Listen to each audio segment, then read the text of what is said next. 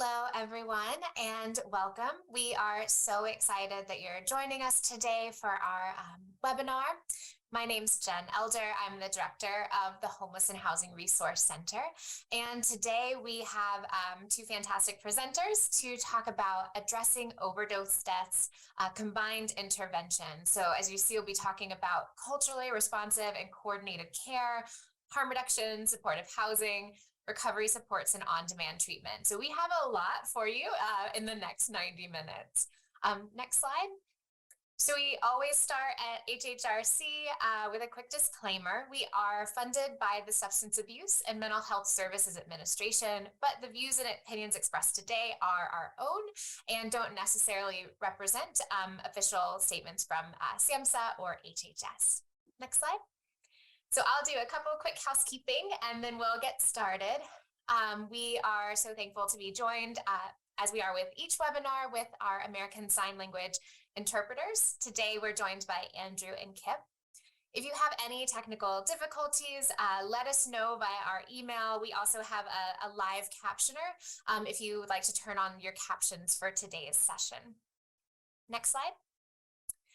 So we are joined by quite a few people today. So the chat feature is disabled, but we encourage you to reach out to the presenters using the Q&A feature at the bottom of your screen. So I'm going to try to address as many questions as possible throughout the presentation and at the end. So keep those questions coming.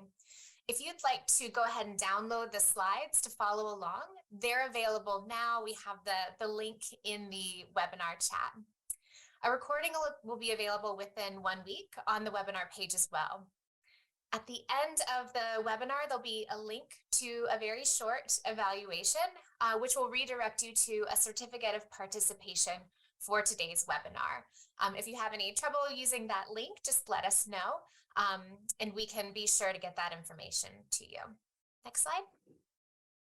So today's presenters, we are excited to be joined by Rachel Post, Senior Associate from the Technical Assistance Collaborative, and Lamont Green, the Director of Diversity, Equity, Inclusion at TAC.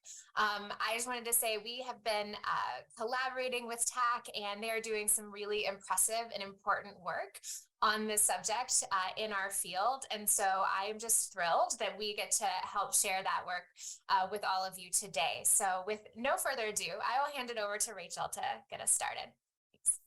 Great. Thanks so much, Jen. We are really very pleased to be able to share this information today with all of you. And I am particularly grateful and honored to be able to co-present with my colleague, Lamont Green, who I learn a lot from. So here is our agenda for the day. I'm not going to review each of these lines because you all can see this for yourselves, but generally we're going to do kind of a background overview of some of the challenges and the considerations for really providing a comprehensive SUD system of care and the components of that. We're going to talk about challenges to alignment of these combined interventions. And then what we're really excited about is talking about the alignment opportunities and recommendations. And then at the very end of the slide deck, there is a list of resources that we have linked, but I'd like to go ahead and ask my colleagues with HHRC to drop into the chat a link to TAC's most recently, just last week, issued substance use disorder brief on this topic. And so we'll be referring to a lot of content that appears there, and for more detailed drill downs, we'll ask, or invite you all to take a look at that. And then finally, we will be in probably mid-December issuing another shorter document that complements that SUDS issue brief through HHRC, through the Homeless Resource Center. And that will offer even more examples of how to operationalize some of these alignment opportunities and recommendations. So with that, I think I'll go ahead and ask you all, we have a poll here. We really want to just get a sense of who's here today. It helps us to know who we're talking to. And so you should be able to select all of these that apply to who you are. Tell us about yourself. Which of the below best identifies your interest in today's session?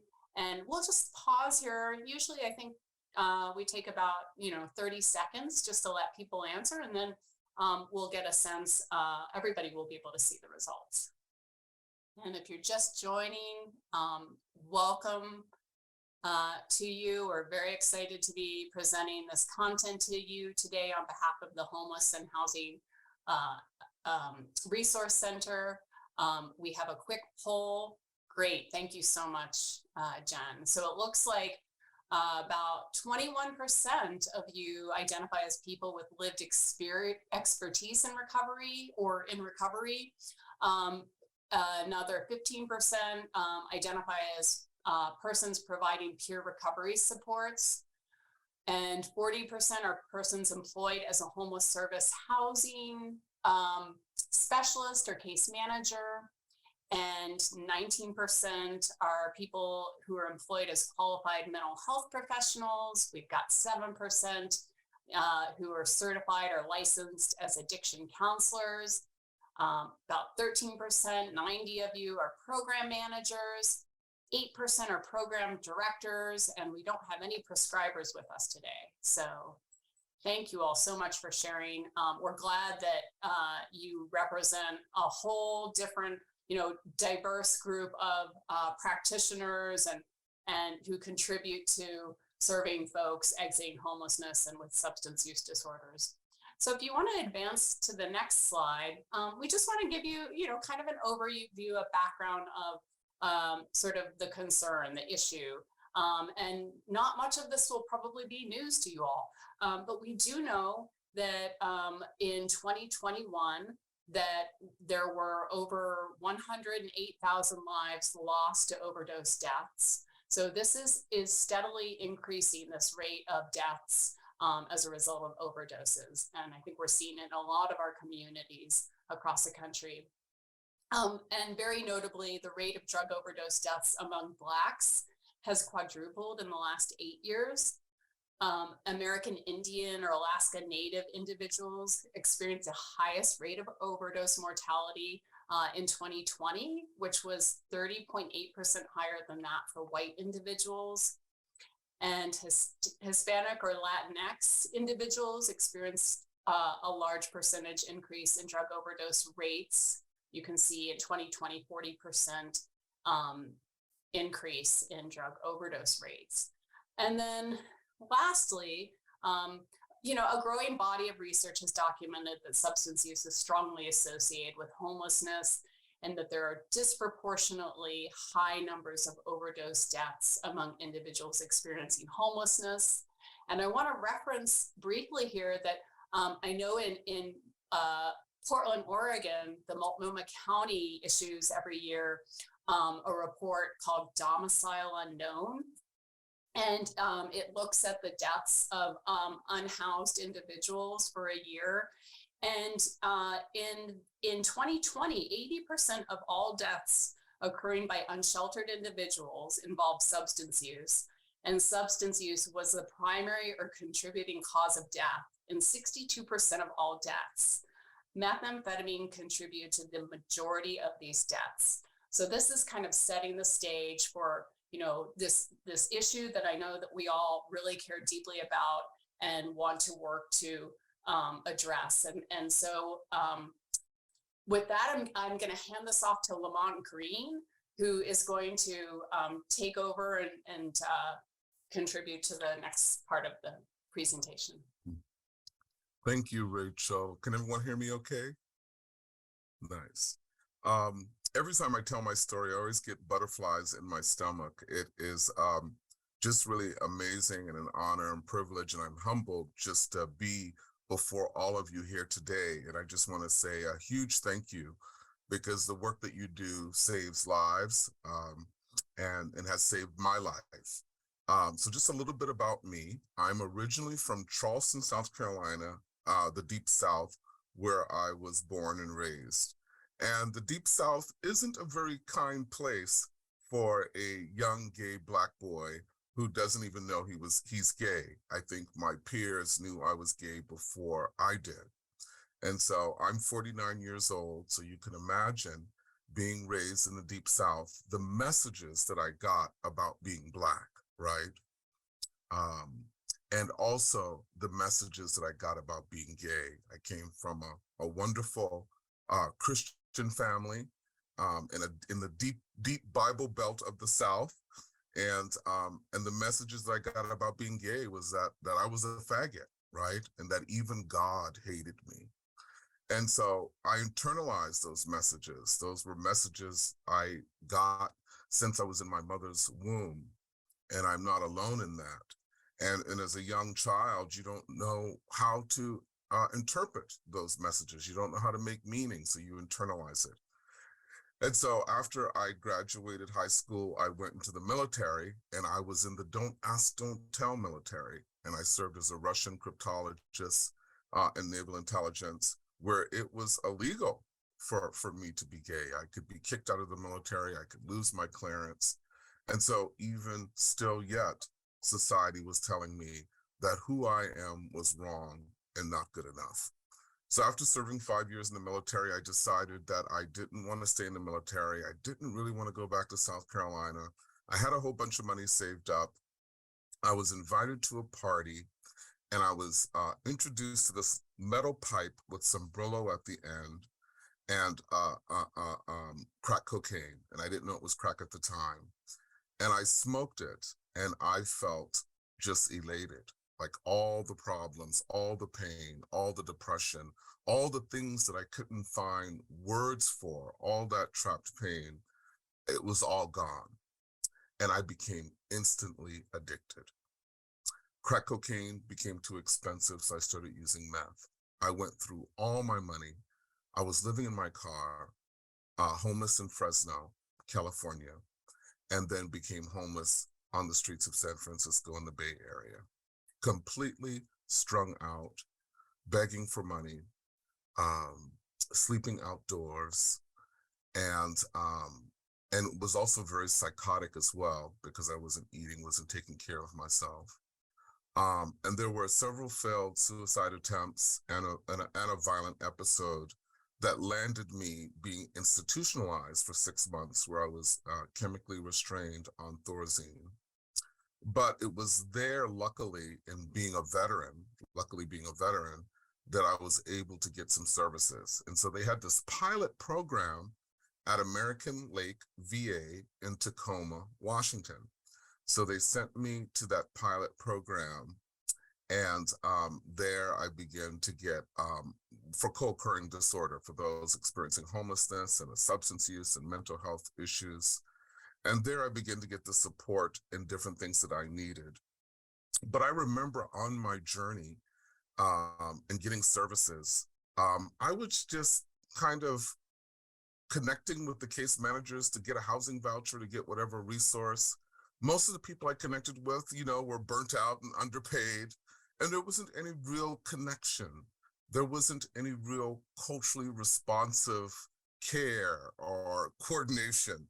It was quite an entanglement to try to navigate all of that fragmented behavioral health system.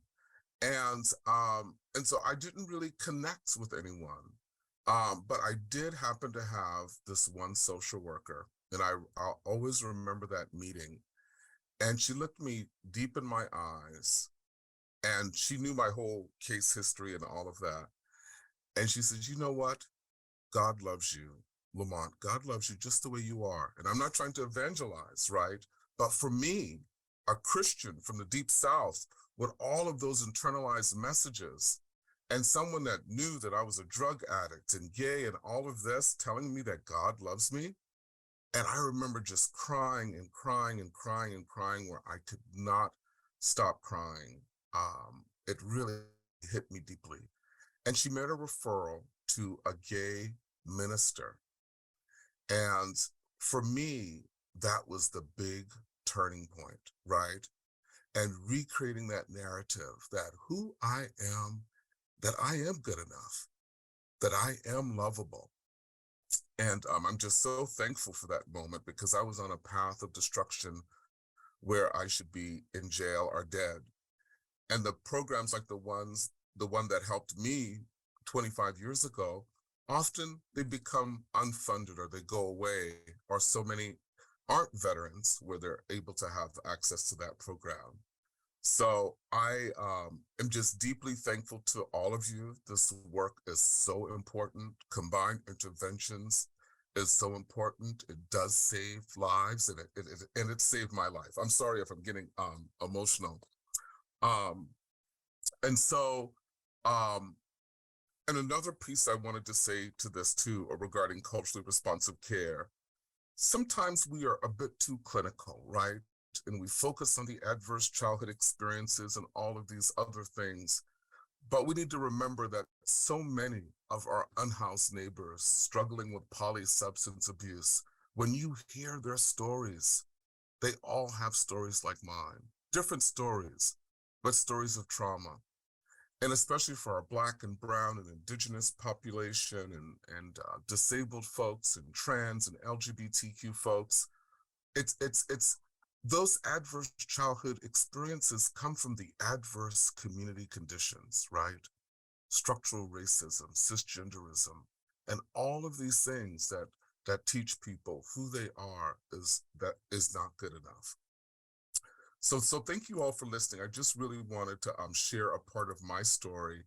And next slide, we really want to get into some of the facets of combined interventions that are really, really critical. And we want to start with culturally responsive. And I cannot say enough about this, right? We see the staggering disparities, right? And we know the impact of structural racism and structural violence and how this acts as a foot of oppression on Black and Brown and Indigenous families and youth and contributes to multi-generational trauma. And if we don't have that framework for culturally responsive care and access to culturally responsive care, then that's going to increase the likelihood of a crisis, not having resources to deal with that crisis, and maladaptive coping mechanisms, right? That then leads to an increased likelihood of negative outcome, whether it's hospitalization or imprisonment, that then leads into the increased likelihood of unemployment and homelessness and poor health in my case, that then feeds into the increased likelihood of behavioral health conditions and physical health conditions that just become more entrenched, right? And the cycle continues and continues and continues. And we see the growing chronic homelessness and other situations that we see today with our unhoused neighbors. And so culturally responsive is so important. So what do we mean by this? A culturally responsive substance use disorder homelessness system of care must be designed using a racial equity lens in order to reduce racial and ethnic disparities. Operationalizing cultural responsiveness requires not only a set of policies, but a set of practices and attitudes. We can't give what we don't have. So it requires us, all of us as gatekeepers on this call, to examine our unconscious bias, right? And these attitudes must be grounded in trauma-informed and health-centered awareness of the cultural assets and indigenous knowledge and resiliency of communities of color. We have to shift from this kind of needs assessment of trying to help the helpless, of trying to fix people, right? To a recognition that the power that communities have and the assets that communities have. So really shifting from a needs analysis to a power analysis. And state and local governments, providers, philanthropy, policymakers, and those representative of marginalized groups must examine how they may be reinforcing patterns of oppression instead of truly working to eliminate disparities. In order to restore power back to historically disenfranchised communities, state and local systems will need to engage with communities impacted to share decision-making and lift up solutions developed by those most directly affected by substance use and homelessness, right? So no more focus groups with $5 gift cards and pizza, right? We need people at the table as a shared decision maker from beginning to end. As examples, communities must publicly recognize how the impact of the war on drugs profoundly affected people of color and how it was manifested through racial discrimination by law enforcement through the 1990s. A culturally responsive system of care requires not only the shared decision-making, but the results of those shared decisions that relate to lifting up community-based providers operated by and for communities of color to serve BIPOC individuals in culturally relevant programming. Hiring practices that increase the availability of BIPOC employed in leadership and direct service provider roles, onboarding and ongoing training practices that hold accountable all those interfacing with marginalized clients, tenants, program participants to deliver culturally responsive care. And I know a lot of communities are bringing on more peer navigators and system advocates and people with lived experience that could be a tremendous asset in lifting up cultural responsiveness.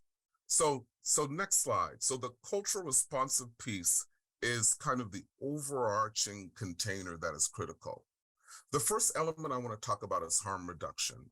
And we hear that often, harm reduction, harm reduction, harm reduction. Harm reduction is also a core element in this effort. Harm reduction truly, when operationalized, employs a non-judgmental, who was the famous social worker that talked about unconditional positive regard? Carl Rogers, right? All of us that got our MSW learned about Carl Rogers, unconditional positive regard and strengths-based perspective, right?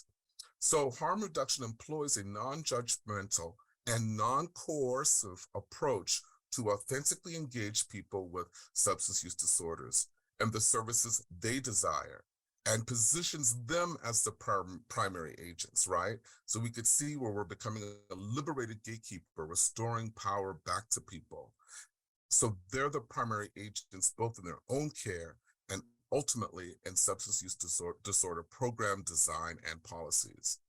And so this is done, core social work practice by meeting people where they are and on their own terms, and incorporating a spectrum of strategies, right, that may serve as a pathway to additional treatment, and really offering some non-traditional things too, like the social worker that referred me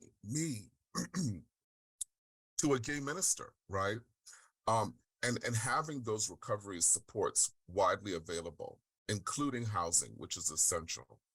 And harm reduction requires outreach and engagement that conveys high empathy. Our clients can tell. I could tell. When I was strung out on drugs, I can tell, So that empathy piece has to be authentic. Appreciative inquiry, and when conducted in unsheltered encampments. And the ability to immediately meet the basic needs, right? So having hygiene kits, safer use harm reduction kits, snacks, water, clean socks, underwear, all those things, and support access to desired healthcare services and housing in a timely manner, which is often a challenge, right? Providing that healthcare and services and housing in a timely manner. And that's going to require coordination. And harm reduction must be utilized throughout engagement, program participation, and transitions out of the program. So the whole model has to be harm reduction. And a lot of times harm reduction is not implemented at fidelity, right? We sometimes are burnt out. We're not having that unconditional positive regard. We're thinking, oh my God, clients are being so difficult, or this one's borderline personality disorder, they're malingering, or blah, blah, blah, blah, blah, right? But we must have that unconditional positive regard in meeting people where they are.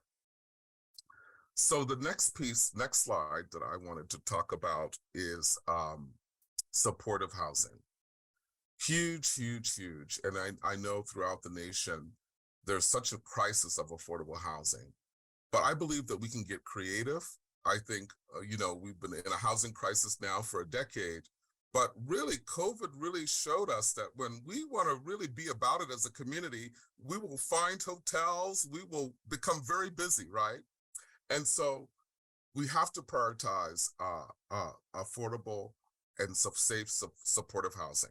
So without safe housing, effectively addressing substance use becomes very, very difficult, if not nearly impossible.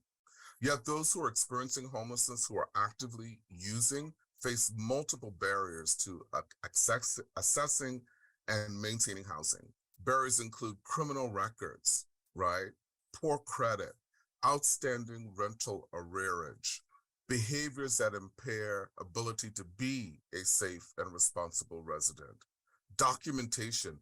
I hear people say all the time in the homelessness system, documentation is a barrier. I believe in one community, they have, it's a large metropolitan area. They have approximately 500 units of housing, homelessness housing, sitting empty because they can't get people document ready fast enough, right?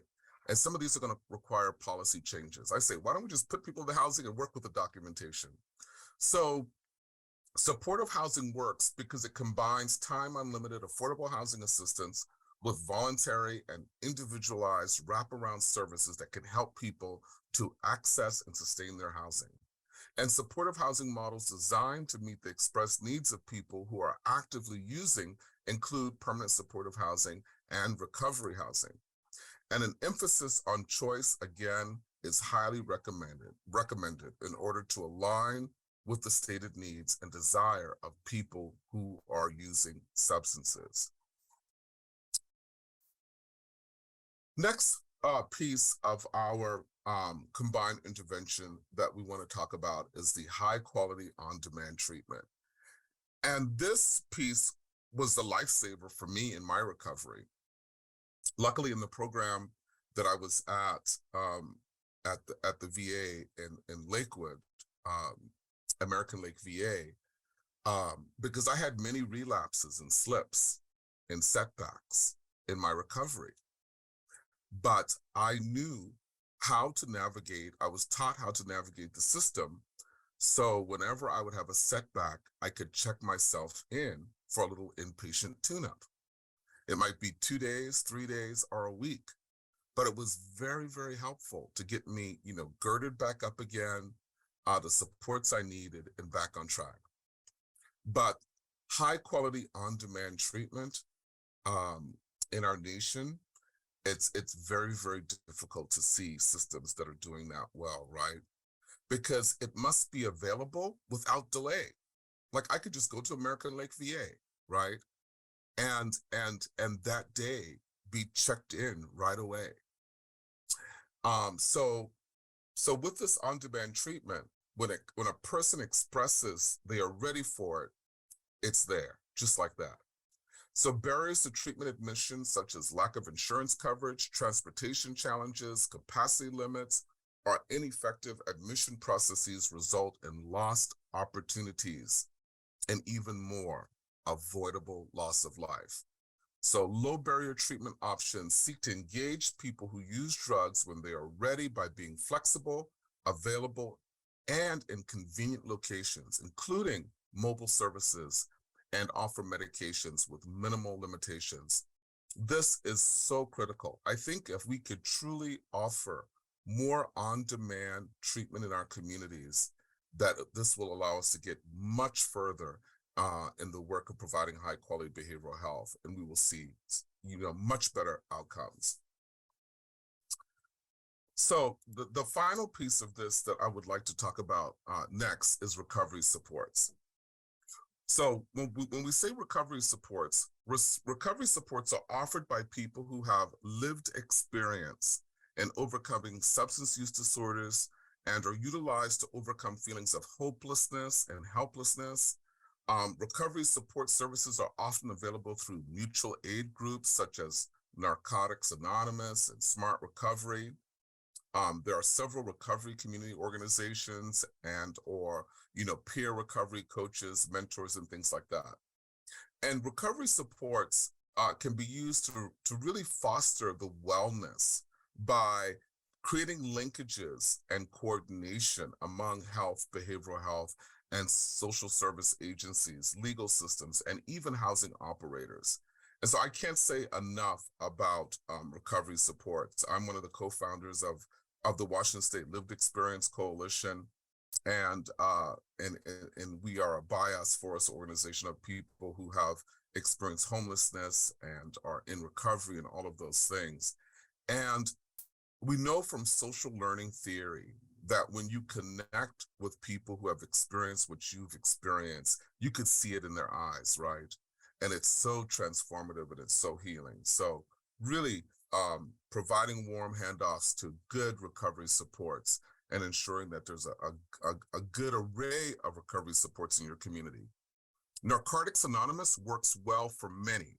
For me, Narcotics Anonymous didn't work too well because when I would hear people's stories about using and some of the difficulty, it would actually trigger me. And in some of my early days of going to Narcotics Anonymous, I would actually relapse. But for many, it works really well. For me, it was spiritual groups that worked really well. So we want to have an array of peer-led recovery supports to support people with. All right, so I'm going to turn it back over to my partner, Rachel. Thank you. Lamont, I just want to let you know, if you could have seen the number of appreciations and love coming to you through the Q&A box. So many people really just wanted to make sure that we passed along how appreciative they are of you sharing your story and your expertise and wisdom. And I think a lot of folks feeling really inspired. So. Thank you, Rachel. And thank you all for the love. Like I said, I am so humbled to even be on a webinar with 1.2 thousand people and having you all listen to my story and all of that. And really, the work that you all are doing is truly life-saving. And so I just want to thank you all for that love. Thank you. All right. Well, as you can see here in this slide, we've kind of connected all the arrows. So we really do want to convey that this is, ongoing. There has to be coordination and collaboration and connection all across these systems. And, substance use it's a chronic disease and a relapsing disease. And so we really need to make sure that this entire system is working together to be able to promote improved health, wellness, and connections for the long term. So that's what this image is sort of working to depict. So next slide, please.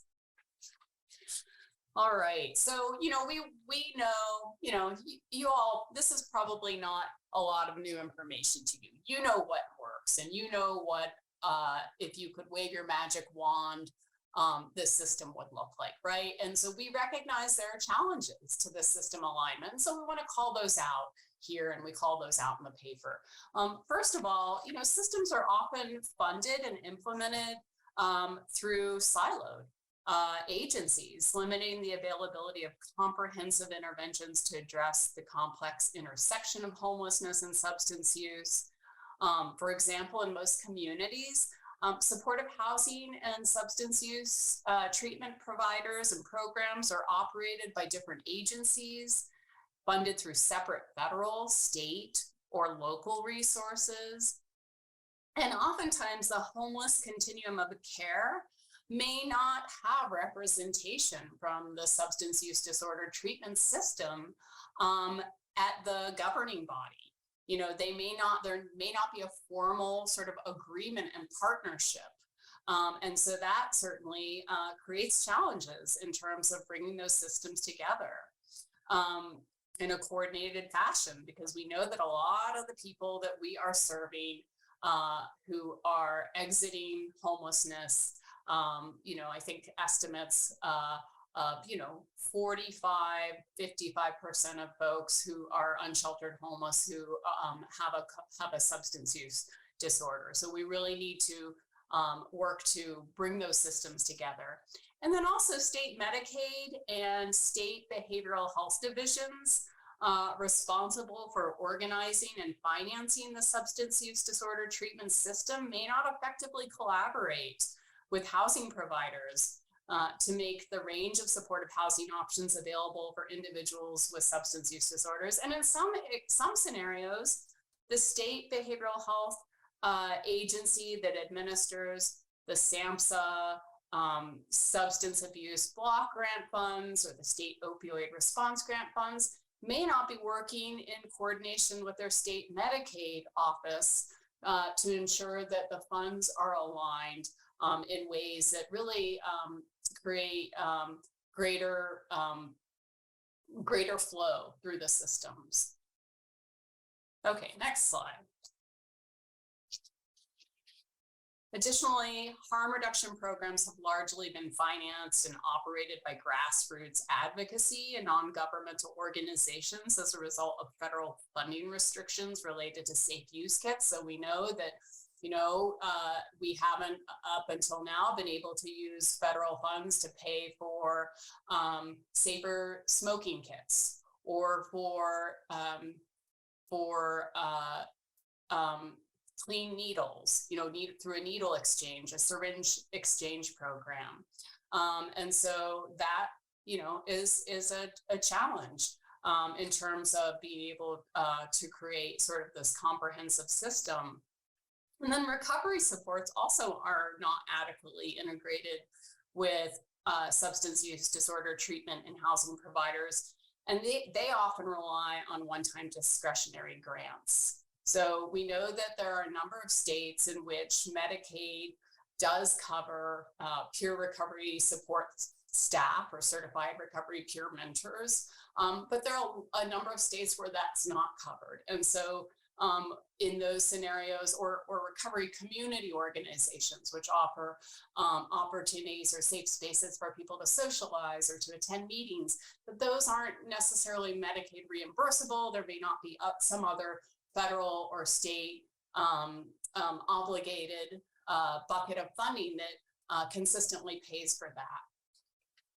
And then community-based organizations that are operated by and for Black and Indigenous people of color may not have had opportunities to expand their array of services to meet the needs of people with substance use disorders in culturally responsive and integrated that integrates harm reduction, housing, treatment, and recovery supports.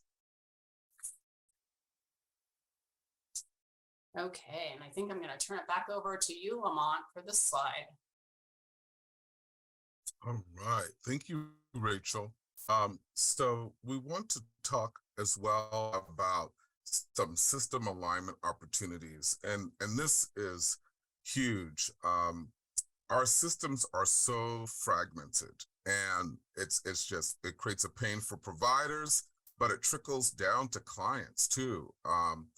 I remember when I used to work in the ER as a clinical social worker and trying to get people services. Wow, it was a nightmare. And so coordination and system alignment is so important. And when we look at our systems, not only the way that we deliver services are fragmented, but the financing of is also fragmented, and that creates additional problems. And so we really need to think more about how can we increase systems alignment in our different communities and really braid funding and delivery services. And so we want to share some example. And this first one is the Washington State Healthcare Authority is really doing some amazing work. And when you all get the slides, you'll be able to go to the hyperlink. But at the Healthcare Authority at Washington State, they created an Office of Recovery Partnerships that works closely with people with lived experience to influence and inform healthcare policies. And so states can look to include people with lived experience, right? And especially Black, Brown, Indigenous, people from racially marginalized and historically disenfranchised, LGBTQ, gender non-binary, all of those folks, to cultivate a system-wide change that promotes the combined interventions highlighted. So that's one of the first. Incorporate people with lived experience, using a racial equity and social justice lens, and having them at the table as a shared decision maker, right? There's a quote by Just Lead Washington that I really love to share, and it states that those closest to the problem are closest to the solutions, but often furthest from power and resources. So we really need to flip the model of development. Secondly, is advancing culturally responsive care within existing services. And so SAMHSA requires its grantees to submit a disparity impact statement that identifies how data on access, use, and outcomes will be used to identify underserved, ethnic, and racially minoritized and LGBTQ populations. In addition, states can create regulations or certification standards to ensure program compliance with culturally and linguistically appropriate services, standards, and other actions to promote equity. As an example, and you'll see in the hyperlink here, California opted to require each county behavioral health department to develop and annually update a cultural competency plan aimed at reducing behavioral health service disparities in underserved populations. So states can examine how can they prioritize equity in their policies, budgets, and contracting practices, right? Because we can talk a lot about equity, and sometimes it can become very performative, right? So how are we being an accountable, principled relationships? How are we holding each other in accountable, principled relationships so it's moving from talk to action and accountability? And then lastly, create funding opportunities for non-traditional partnerships. These non-traditional partnerships, there are so many grassroots community-based organizations that have the trust, that's connected with those communities, that's led by those communities, that could really be huge in our system, a huge help in our system. And so we have two examples here of the Cultural and Ethnic Minority Infrastructure Grant and the Friends of Recovery in New York that you all can take a look at. But really, states can consider ways to simplify the request for proposal process, right? That could be quite painful. And contracting requirements in order to include more smaller grassroots based organizations to expand the offering of recovery support services in coordination with supportive housing and harm reduction services for individuals with substance use disorder experiencing homelessness. And then we have the two hyperlink examples here that I really encourage you all to check out. Rachel, what else you got for us? All right, thank you, Lamont. So, in addition to those alignment opportunities, thinking about state coordination, continuing state coordination alignment recommendations, we also encourage states to identify and address regulatory barriers to all of these elements of a SUD system of care, to harm reduction, supportive housing, recovery supports, and on-demand treatment. As a policy lever to expand and combine these interventions. While we're in the throes of an overdose epidemic, many states maintain regulations for opioid treatment programs that are inconsistent with best practices and may create barriers to life-saving treatment. So some state laws or regulations limit the use of contingency management, which is an evidence-based treatment practice for working with people who are using methamphetamines. And as an example of addressing regulatory barriers to harm reduction, Wisconsin recently signed a law that decriminalizes the use of fentanyl test strips. And states can modify regulatory and contractual levers to mandate that the combined interventions discussed in this webinar be coordinated in new or existing programs and services. So for example, could the state authority that oversees the SAMHSA Substance Abuse Mental Health Service Administration block grants and state opioid response grants work in partnership with the state Medicaid authority and the state housing division to link up their funds and to contractually obligate counties or contracted systems to be working together. So these are things that can be considered. And, again, the paper describes a little bit more detail about what that could look like. And then states need interagency initiatives to coordinate and align strategically to promote a seamless system of care that offers all of the described interventions. So as another example, the state of Ohio, with its opioid task force, which developed a collaborative partnership to promote alignment and unified goals centered on data analytics. So through this initiative, 18 different communities in the state of Ohio utilized a data-driven strategic planning process based on collective impact to address the opioid crisis and social determinants of health. And each community designated a backbone organization that identified the scope of the problem that they were trying to address and available interventions already in place in the area, and brought together a wide range of stakeholders. So this could look like, for example, if the state were to, your state were to support this type of initiative, identifying the communities that are going to, and which backbone organization will help convene these cross-system partners together. It could be a county, it could be a managed care entity, for example. And then finally, states must support system transformation that address disparities among marginalized populations by investing in workforce development among those with lived expertise through peer provider certification programs. And one of our comments in the Q&A was from someone who said, the systems really need to look to expanding their workforce by bringing on more people with lived expertise in certified peer recovery positions to help not completely meet all of the gaps, but certainly to enhance those. And, there are a lot of states that have peer provider certification programs, and states that have invested substantially in this area in recognition that a peer provider workforce tremendously increases a system's ability to reflect the experiences, age, race, cultural background, disabilities, religions, gender identities, and sexual orientations of clients served.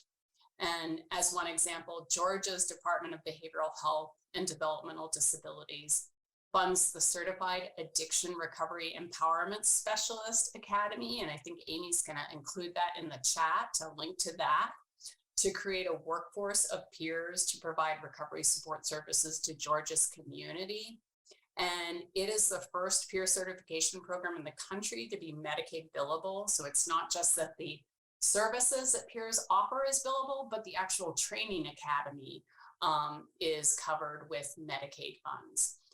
And the Georgia Council on Substance Abuse, which is a statewide recovery community organization, has provided advocacy, training, education, and peer recovery supports for over 20 years. They operate this CARES Academy. And so encourage you to check that out, because it's really interesting, being how Georgia has tried to sort of further the expansion of the workforce by folks with lived expertise. Next slide. Okay, so now we're going to shift a little bit to local coordination and alignment. So, we recognize that when the federal government and state agencies work to align, using some of the examples that we talked about, it's a lot easier to then align those resources locally. And so local partnerships, should prioritize robust memorandums of understanding and strategic partnership agreements. So these would codify that cross-system collaboration through, say, a governing body or an executive body, in these agreements that outlines exactly what each party is bringing to the table, what they're committing to, provide in terms of working to align the various sources of funding and data that they have. So that's a really important process to getting system alignment at the local level, is having these types of agreements in place. And then also partnership planning that uses the Heart Equity Action Lab racial equity and social justice tool, which I believe Lamont referenced and we included earlier in a link, and is also discussed in more detail in the SUDS issue brief that we just released from TAC. So we hope that communities can look at that and think about how they want to work to really center equity through this type of planning partnership. And then hiring and staffing processes that lead to representation by diverse racial, ethnic, gender, sexual orientation, and linguistic and lived expertise experiences represented in terms of all program participants. Really, it's so important to not simply hire people with lived expertise on the front lines, or to ask people with lived expertise to sit on advisory committees, but to actually ensure that your systems have people with lived expertise in leadership roles, in executive leadership roles, in director roles, in program design, implementation, evaluation roles. And then also housing choice and the availability of low barrier and recovery housing units are really needed with flexibility to transition from one model to another as desired. So I think Lamont may have mentioned this a little bit earlier. Absolutely fully support, as SAMHSA does, the housing first model, low barrier housing for people who are actively engaged in their substance use, and also recognize that another tool in the toolbox is having housing where individuals who are engaged in treatment and their recovery process to be able to have that type of environment to live in if they so choose. And then culturally responsive programming across combined interventions that embeds cultural humility into the continuum of services offered. This is so important. Lamont, one thing that stood out was, you talked about the individual, the social worker, or maybe it was a counselor who said, God loves you, and how critically important that was for you to hear at that particular moment in your journey. And I think, I don't know if that's an example of bringing cultural humility to an encounter, but I think there's so much for all of us to learn and to aspire towards cultural humility in the practice of serving folks in this environment. Okay, next slide. Okay, also rapid responses. So we need to have protocols in place, I think at a community level, to agree related to how we're going to respond to drug overdoses in a way that reduces mortality, that optimizes engagement into on-demand treatment and recovery support services, and support the needs of property owners. I think we've all heard stories probably of emergency response gets called out to administer Narcan to somebody who appears to have overdosed. But we don't necessarily have on-demand recovery support peer providers to have a conversation with that individual immediately after they have been revived through naloxone. Or in the emergency room, similarly, it's really important that our system creates on-demand treatment and recovery support services to optimize engagement of folks, when people are overdosing, so that the next time maybe that instead of maybe they're through harm reduction, they're using in safer manners, or they're engaged in recovery support services. And also, I think it can't be overstated that we need to have these protocols in place and have conversations with property owners. I know that we talked about this huge shortage of affordable housing, and we have seen a lot of units sort of be purchased and turned into market housing over the last couple of years. And so I think it really behooves us to make sure that we're incorporating discussions with property owners about how our system is responding. And then recognition of the benefit of medication-assisted treatment. Some people refer to it as medication-assisted recovery, and really just 100% recognizing this is an evidence-based practice, and that we as a community support it. And there's no question of that. Not every community or every provider organization is 100% yet behind that, but it's important to recognize the value of medication-assisted recovery. And capacity for recovery support services to be available to all those touched by the system. So again, I think expanding those recovery support services and making them available not just within a recovery community organization site, but integrating those services into the alcohol and drug treatment system, into the homeless shelter system, into supportive housing services, with our street outreach workers. So that is something that is really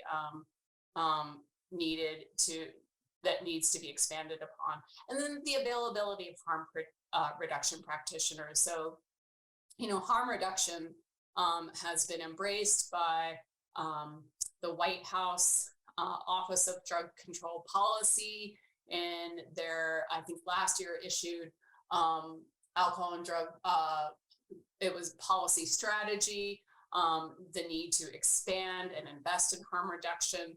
And so we need to think as a community about how we are fully funding harm reduction services. Earlier, we talked about how sometimes they're sort of, these practitioners are working on shoestring budgets and, with grant foundation funds or discretionary grants that aren't ongoing. So, and then finally, motivational interviewing as a practice to support people in identifying what recovery looks like and supporting the steps to achieve it. So I know we talk about motivational interviewing a lot, right, in this profession. It's part of all of our trainings on housing first.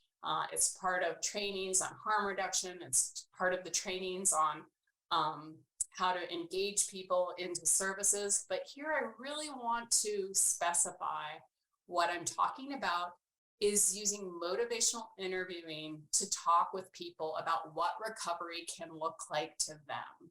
Because while not everybody may want to, not everyone's recovery journey may be abstinence and sobriety 100%, it's really important to have people who are in recovery, long-term recovery, who are serving as certified peer specialists, to be able to have those conversations about what recovery can look like. Because people may not be able to envision for themselves that they could actually have a job and be employable, or have a relationship, a healthy relationship, or be reunited with family. And so it's really important to have people who have that lived expertise being able to kind of role model and show what's possible in recovery so that people can make those decisions in an informed manner, rather than assuming that they're not capable of abstinence, sobriety, and a fuller life. And then finally, I think next slide, please. Okay, it's a long list, isn't it? Promotion of overdose prevention and response plans, so advanced care planning. These are plans that if you look at our document. I think we have some references to where you can locate an advanced care plan. They're often used in medical settings, but I think we're recommending that systems may want to start thinking about using these for people who have substance use disorders, and use them to talk about with people openly and directly about overdose prevention, and about reducing their risks, and how to identify, have somebody identify an emergency contact in the event of overdose or death. I think having those conversations with people early on, if you have the rapport, it's really important. I think so that we can also be respectful and mindful of who this person hopes could be informed in the event that they overdose and die. Increase access to harm reduction sources and supplies. So we need to figure out how our system is going to fully fund safe injection sites, fentanyl test strips, safer smoking kits, for example.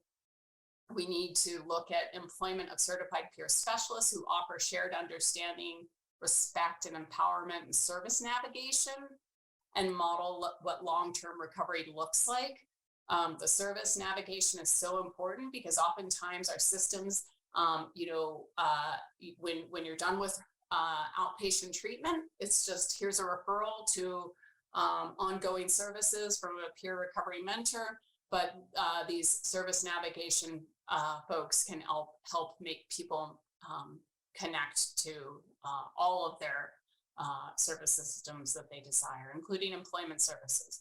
And then partnership with SUDS treatment providers to offer on-demand withdrawal treatment, inpatient and outpatient treatment, medication-assisted treatment, and contingency management.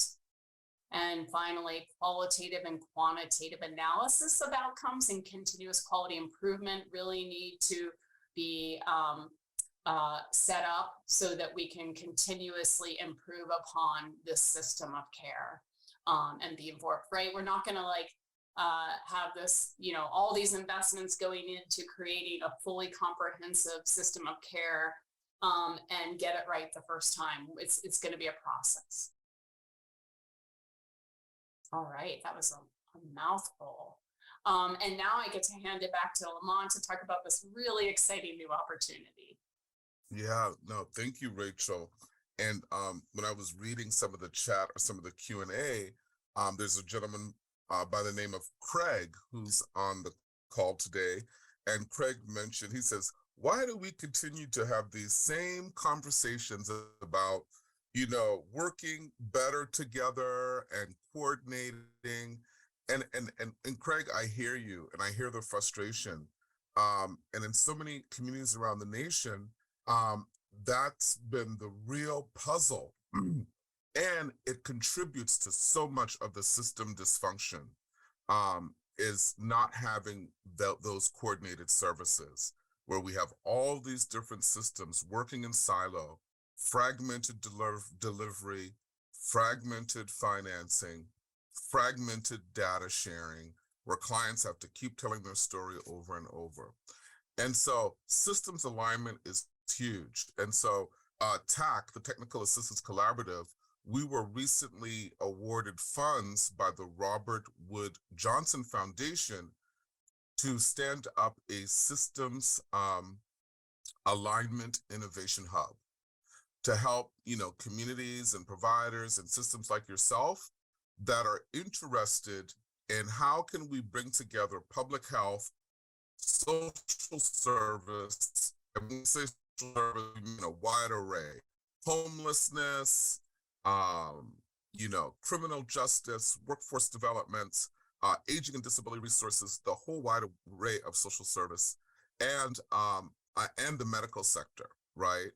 And so how can we better align those systems to get better outcomes for our clients? And so your project might be about aligning some aspect of public health, maybe the homelessness system and the behavioral health system, and maybe working with managed care organizations or Medicaid, right, to get more Medicaid dollars for peer navigators or something like that.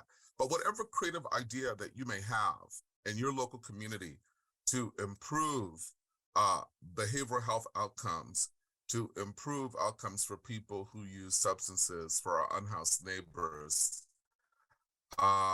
those ideas will be welcomed. And we're going to have kind of four kind of engines to this innovation hub. The first part will be free technical assistance and consultation services. So there might be some systems alignment strategies already in the research and evidence that we can help you all to apply with coaching. We're also going to be developing a peer learning network so we can all learn together from each other. And there's also going to be some funding. So we'll be able to offer both what's called developmental awards, which is like a smaller pilot funding of about 200,000, and then impact awards that are around 500,000. And we'll be producing lots of helpful tools and guides, like how could you create more racial equity and racial justice in your system, gender equity, gender justice, how to take some of the evidence-based strategies and really implement them. So having kind of, tools that are very easily digestible and not so academic.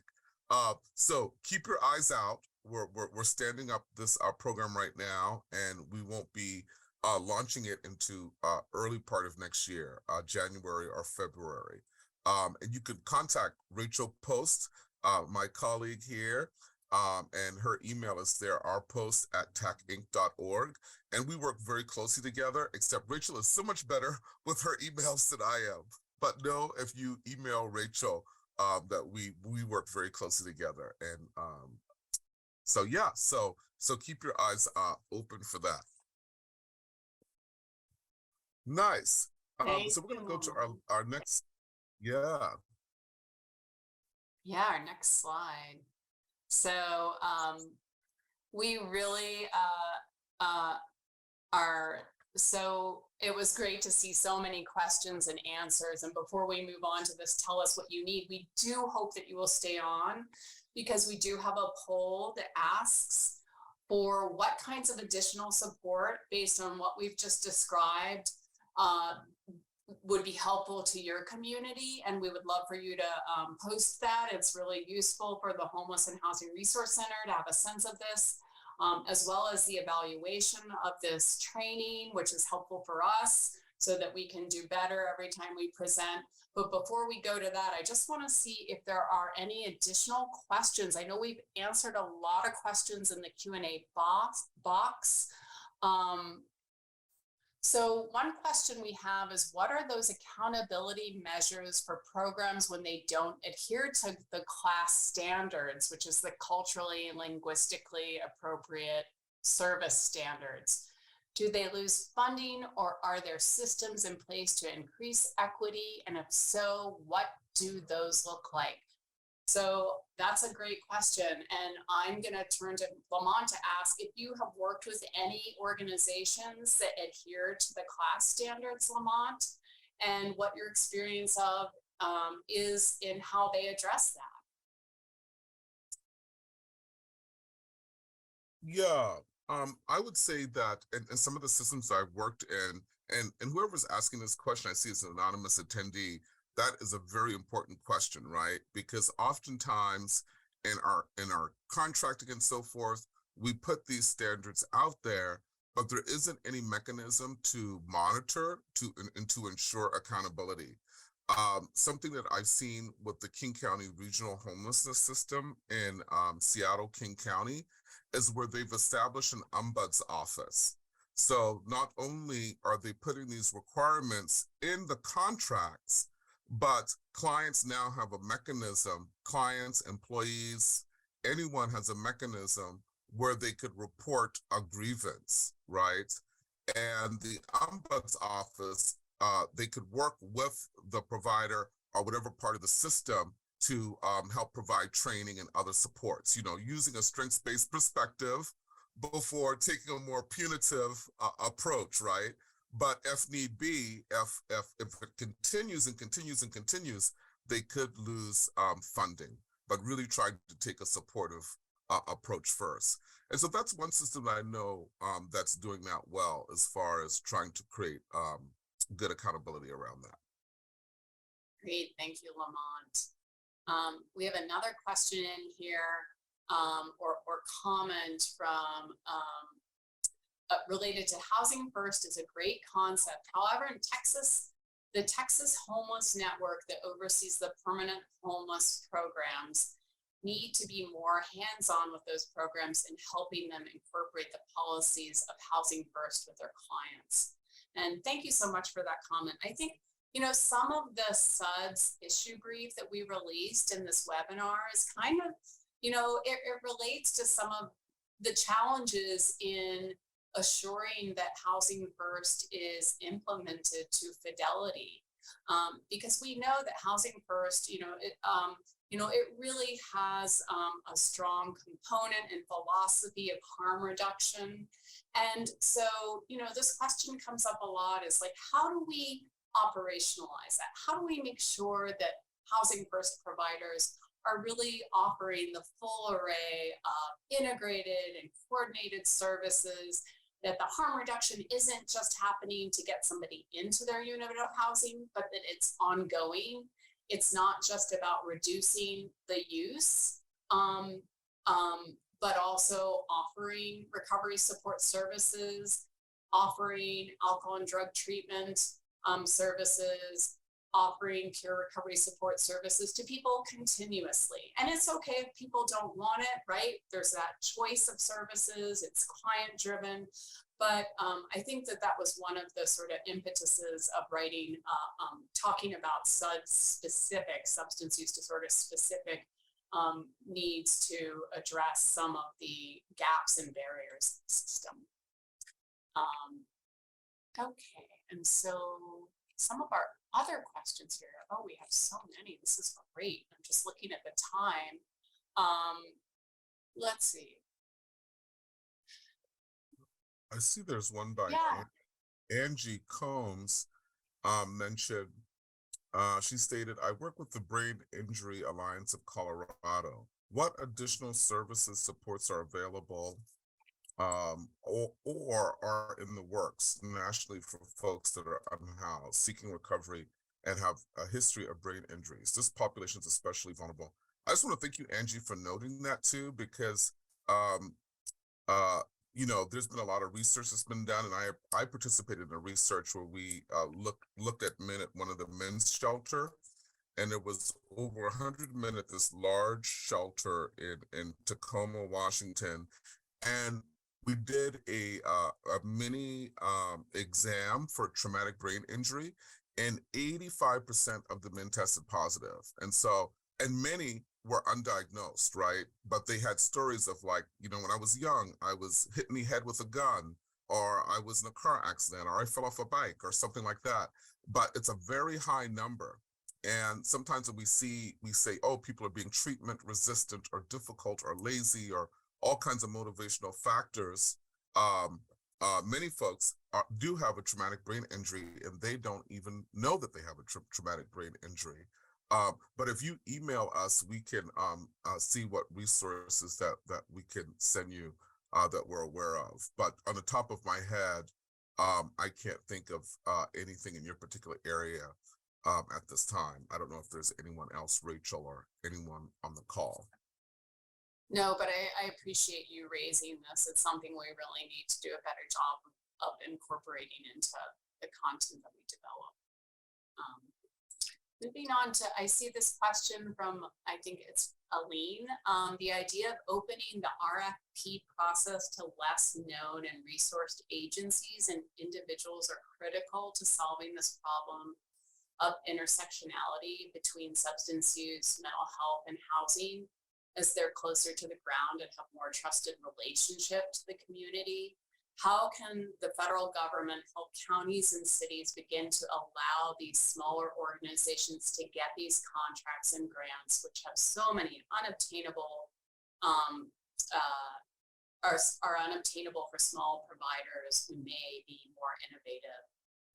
That's a great question, and I'm so glad you brought that up. We do reference in the paper the ways in which states can think about contracting so that these funds are more accessible to smaller organizations that are representative of the communities. And I know that, you know, as Lamont talked about the new systems for action innovation hub, that there's some intent to build and expand capacity of smaller community-based organizations to be able to compete for new funds. And so I'm glad you mentioned that. Lamont, do you have any other thoughts on that one? Yeah, there's a lot that could be done at the state and local level with this. There's been a lot that's been done at Washington State and even certain counties in Washington State that I've been involved with. And what they do is it's intentional in the RFP process to make the process accessible to those grassroots smaller organizations, right? So there's an intentionality there, and they provide support. So they have technical support that those small grassroots providers can connect with grant writers and folks to help through that RFP process, and as well as offering special capacity building grants that target those smaller community-based organizations. And so really advocating with your local governments, city, county, state, and sharing some of those resources. Great, thank you, Lamont. Any others that are sticking out for you? There's so many here.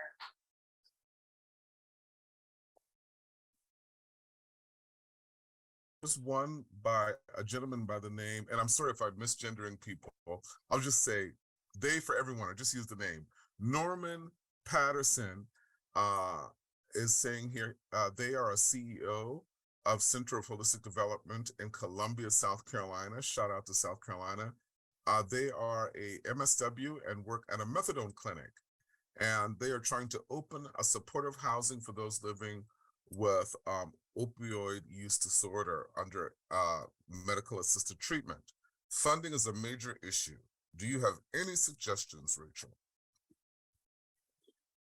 Oh, that is so true, isn't it? Recovery housing, and I think that's kind of how I would classify that question. Is there is, you know, this is, I think, an ongoing recognition that there is a need for federal funding that can be used specifically for recovery housing.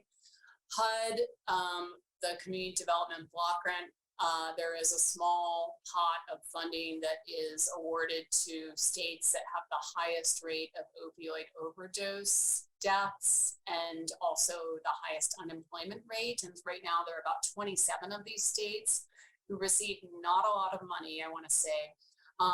We can maybe, while Lamont is looking at next questions, and I can include a link to that HUD Recovery Housing Program page. But you are absolutely right. There needs to be further consideration for how do we cover the costs of recovery housing services. Also, the National Alliance of Recovery Residences is a network that works across the country to support states in standing up recovery residences. And so I would suggest you see if in your state there is it's called NAR for short, but it's NARR. If there's an affiliate, and they may be able to offer you some further assistance. Thank you, Rachel. And I see that Deanna Mendez, hello, Diana. I'm sorry, Diana Mendez, sorry. Hello, Diana. She says, Mr. Green, can you provide any agencies that can help 2 adults with substance abuse in Florida? Is there a SAMHSA organization over there? And so, Deanna, I'm going to put my email in the chat because I do happen to know some folks in Florida, and maybe we can connect them to some good recovery supports too. So I put my, I just sent you my email.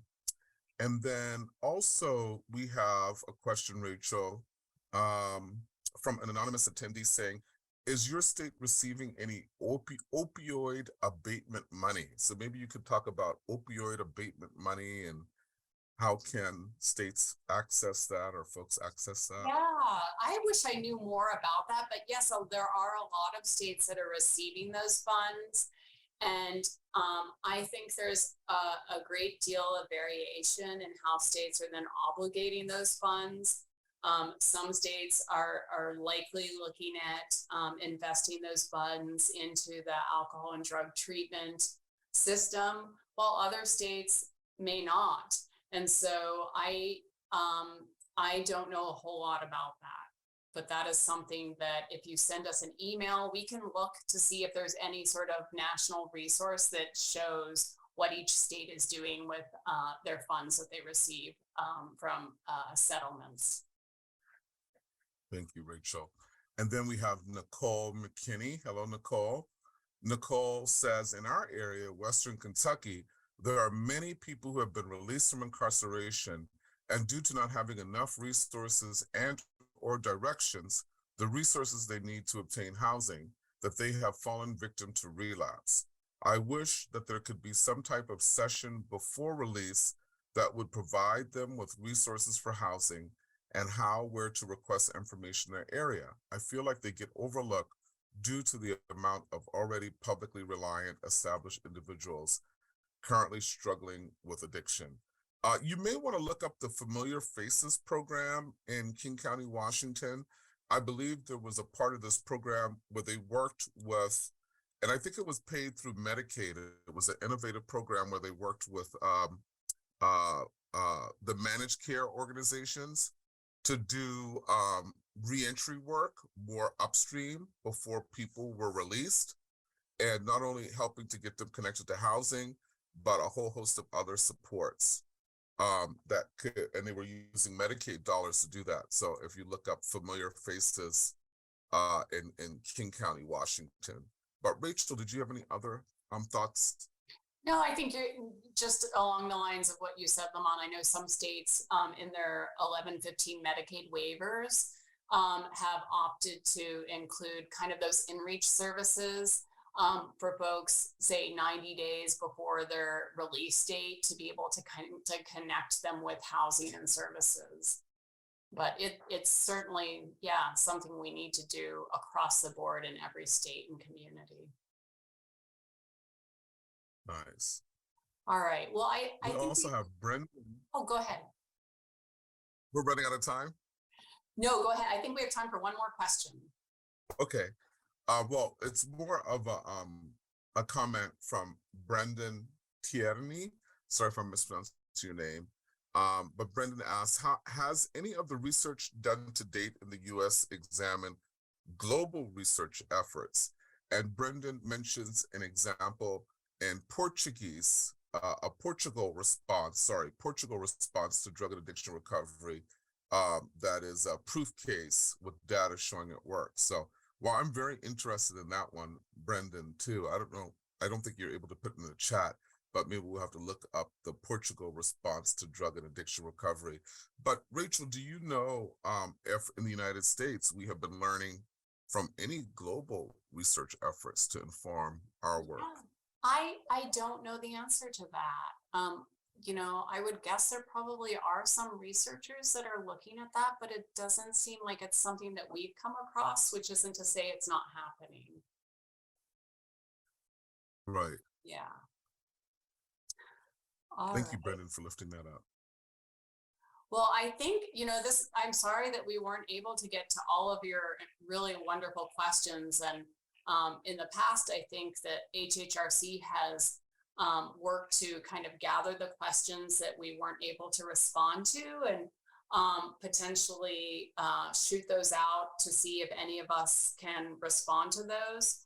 So that may be the process. I know Jen's going to do the sort of the final closeout of the session. So if you move on to the next slide, we'd love for you to please take a moment to fill out the survey. What additional resources does your community need to be able to combine interventions in support of best practice substance use disorder and housing systems of care?